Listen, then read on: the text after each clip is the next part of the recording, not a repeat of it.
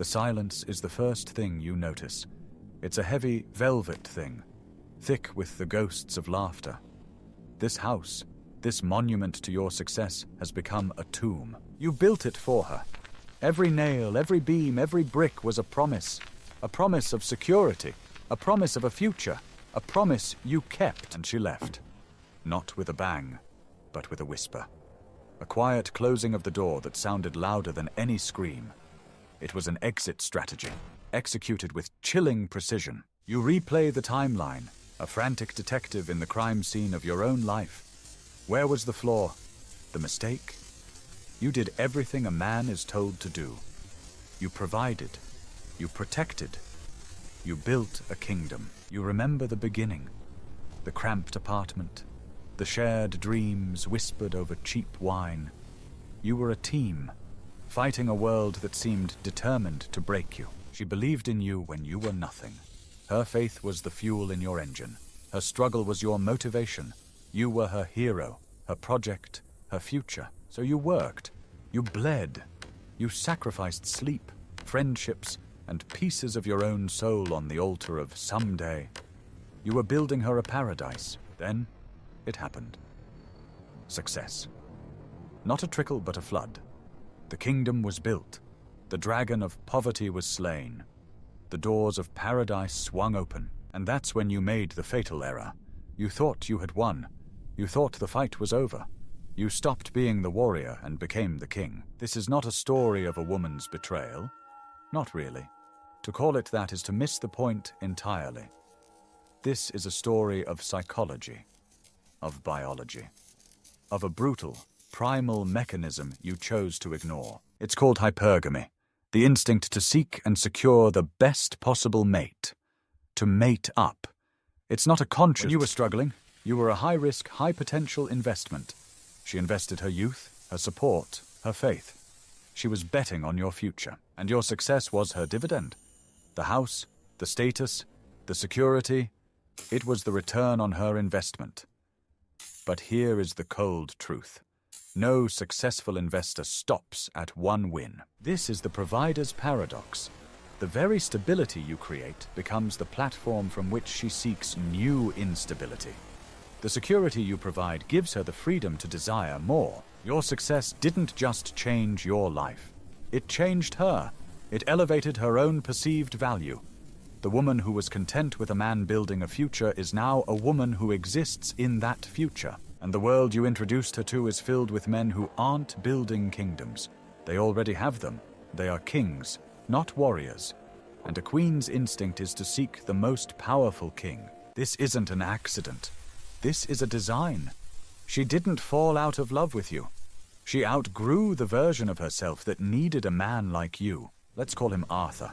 He was a mechanic with calloused hands and a mind full of blueprints. He dreamed of engines, of innovation, of building something that would last. And let's call her Elara. She saw the fire in his eyes, not the grease under his nails. She saw the finished cathedral, not the quarry.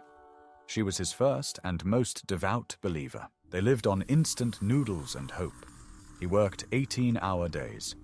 She managed their tiny budget, read his proposals, and told him he was a genius when everyone else called him a fool. His first patent sold.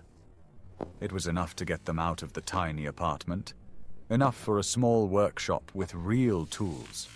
He saw it as their first victory. She saw it as a proof of concept. Years passed in a blur of work. The company grew. The money came. They moved into a house with a yard, a nice car, all the things they'd sketched on napkins. But Arthur was always working. He was managing the empire. He was consumed by the pressure to maintain the paradise he had built. He became the provider, the function, the machine. Elara, meanwhile, lived in the paradise. She joined charities, attended galas. She was introduced to a new world, a world of old money, of effortless power, of men who inherited their kingdoms instead of building them. She met a man named Julian. He didn't talk about work, he talked about art, about philosophy, about sailing his yacht to forgotten islands. He didn't have calluses, he had a trust fund. Julian wasn't a better man than Arthur. He was a different class of man. He represented a higher level of the game. He was the next rung on the ladder. The end for Arthur and Alara came quietly. She said she wasn't happy, that she needed to find herself. The classic, hollow phrases that mean everything and nothing. She didn't leave a man. She left a utility. She had traded in a stock that had matured for a new one with a higher ceiling. Do you see it now? The brutal elegance of the mechanism? Your success wasn't the foundation of your future together. It was the completion of her past with you. You didn't fail her. You succeeded. You succeeded so completely that you made your own role redundant. You were the builder, and the house is finished. The builder is no longer required. The warrior who slays the dragon is a hero. But the king who rules in peacetime is often just a bureaucrat. The thrill is in the struggle, the hunt, the conquest. Peace can be boring. She fell in love with the warrior, with the potential, with the man who was becoming. When you finally became, the story was over. She wanted a new story, a new struggle, or, more accurately, a higher class of peace. So what is the lesson in this dark fairy tale? To not provide? To not succeed? No. That is the conclusion of a fool. The lesson is to understand the game, to know that the human heart is not a contract of loyalty, but a barometer of value. Her attraction to you was tied to your trajectory, your upward momentum. When your momentum slowed, when you reached the plateau of success, her barometer began to search for a new rising pressure system. It's not personal, it's physics. The cure is not to stop providing. It is to be more than the provision. You must be the mountain, not just the gold she can mine from it. The mountain is permanent, mysterious, and unconquerable. The gold is just a commodity. Never let her believe your identity is reducible to what you can give her. Your value must be intrinsic. It must be in your character, your mission, your unbreakable frame. The kingdom is a bonus, not the prize. You are the prize. The warrior's journey never ends.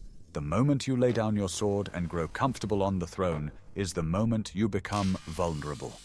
You must always be striving, always becoming, always maintaining that upward trajectory that she found so intoxicating. So let the silence of this empty house be your teacher. Let the pain be your forge. It is not an ending. It is a brutal, necessary education. You built a kingdom for a queen who left. Fine. Build the next one for yourself.